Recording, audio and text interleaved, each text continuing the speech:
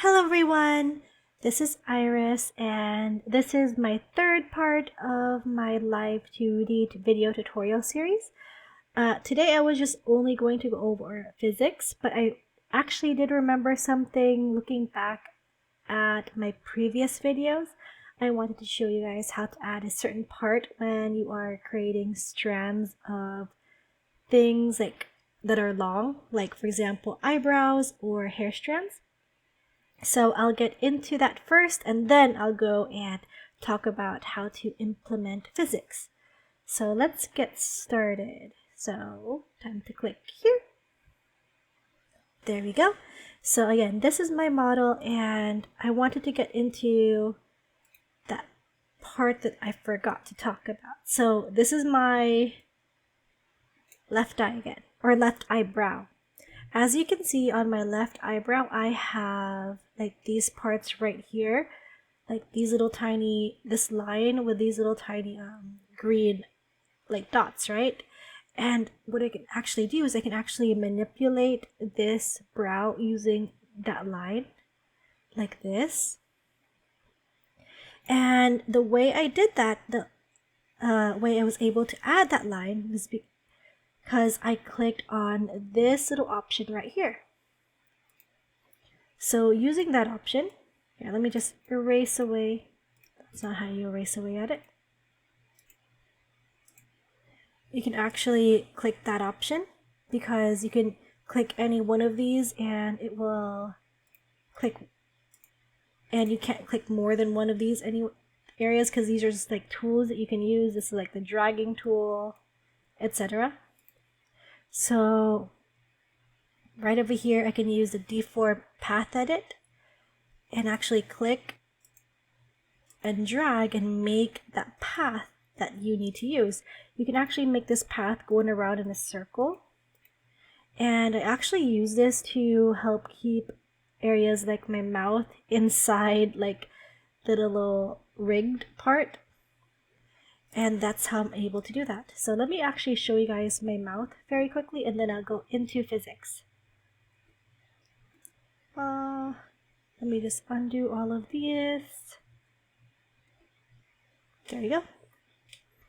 And go to my mouth. Now right over there, again, my mouth is made out of the top lip. Ooh, that did not look pretty. The bottom lip and the mouth. Now, as you can see, it's made out of a lot of parts, right? Now, one thing that I did was I actually clipped my actual tongue and teeth. So here, let me hide the top lip and bottom lip, lipstick. So I actually clipped the tongue and the teeth so that these things actually stay within my mouth area. You can actually also do that to your eyes. All you have to do is right over here. For example, like my mouth, its ID is called mouth. It just did that automatically for me. I'm not sure why. And what I had to do was in places like my tongue, I just had to say clipping ID mouth, and it basically clips inside the mouth so it only shows up within that area. So that's how that part is done.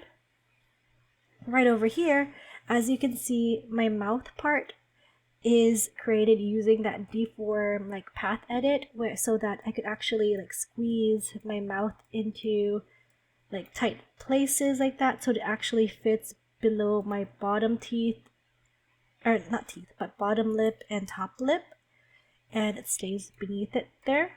So that's actually how that I was able to open and close my mouth area. So let me just undo all of this because this is not good currently. And here, let me just check on stuff. Oops, wrong thing to check on. So as you can see, my mouth is hiding behind the top lip and the bottom lip thing. Let me just actually hide the head. See, right over here, it's hiding beneath that little skin fold that I made earlier. And it's hiding here. It's hiding there. And it's all because I just manipulated the actual mouth area by using the deform path edit. And that's also how I made it open and close too. But basically, those are some ways you can use, or you can warp. I'm not exactly sure if I actually included everything, but those are some parts. Now, let me go into talking about how to add in physics. So if you click up here where it says edit, and let's see where it says modeling. So up here where it says modeling, go down at the very bottom where it says open physics / scene blending setting. Okay, so this is the scene blending setting here, or the physics scene blending setting here in Live2D. So if you actually look right over here and watch as I hold down the middle mouse button that I have, I can actually manipulate myself to actually move around it, like pointing towards my mouse. I can also just press playback to actually see the different kinds of poses that my model can definitely do, and see if anything looks right, looks wrong. As you can see, I actually added in some physics already where I actually was able to move parts of the hair, and let me just stop this one and reset it. And if you look, there's a boing. But anyway, as you can see over here, the breathing kind of like automatically goes off and on. And basically the way that you can add in physics is through these groups. So when you first go into here, you're not going to actually have any groups for your model. You're going to have to create them yourself. So all you would have to do is you just have to press add and create the group. And there's actually going to be some an input preset that you can use, and also a physics model preset.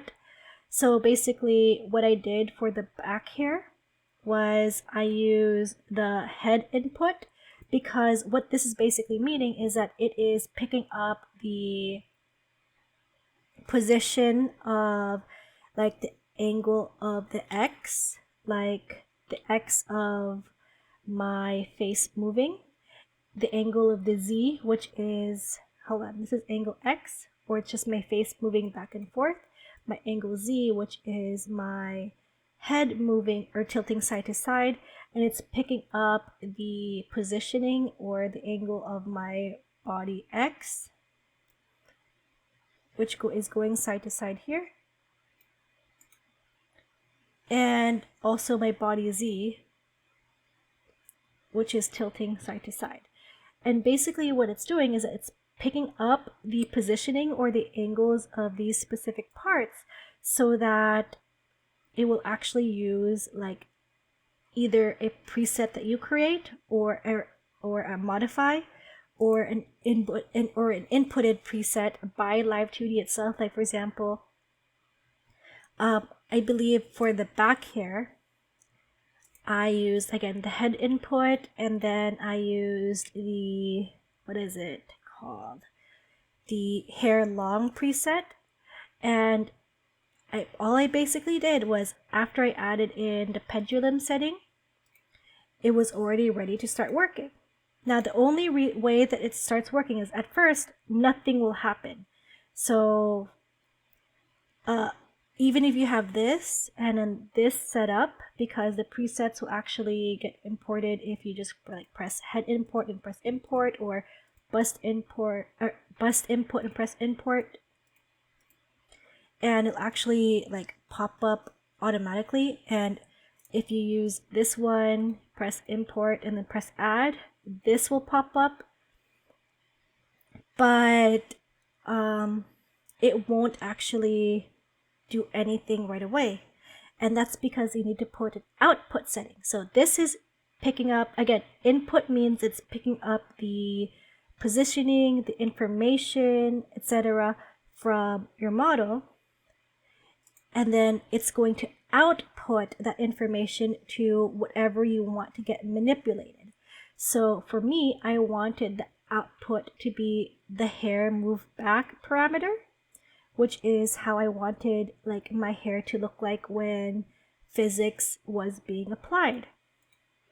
So after I added the hair move back, and there all you'd have to do is press add and then click the parameter you want to move, you could actually start seeing that actual what is it called? That actual physics. So for example, again, right here for clothes move, I did not use the head input. You'll see that now it says body X, body Z. I used body input instead to actually make some sort of change for that. So when I actually output, and also for the clothes, I think I picked clothes light. I'm not exactly sure, but I'm pretty sure I clicked clothes light, and then added the pendulum settings. And for the output for that one, I used clothes move, so that the actual physics is the clothes moving. If I added something else, like, I don't know. Actually, I don't really have anything to add since I used up all the things that I wanted to move. So I can't really show you guys that, but I can show you the boing. So for the boing, I also use the body input. Technically, you can use the bust input, but I don't think I used that one. I just used the body input, and I used bust small, output the boing, which is basically, where is this? The boing moving back and forth here, there, and here. So it'll actually boing a bit if I go move side to side. There is one that I did for the bangs, which again, I use the head input with output of the hair move front and hair move side. With, I think I used hair long still for this one, but anyway, basically once you have all of that, you can actually change any of the pendulum settings to whatever you want. So if for some reason I wanted to change the reaction to be like that's what would happen. It's not as responsive because reaction, I think, basically means that that's how long it will take for it to actually react. So let me just undo that because I don't want that to happen, because this one's a lot better. But basically, that's how you actually use the physics settings. Again, if you guys have any questions or want me to go over any other aspects of Live2D, I am more than happy to help. Very soon, like, this is technically my last part of this video series, but again, if you want me to make more later on, I would be happy to do so. But anyway, soon I will be unveiling this new model during a live.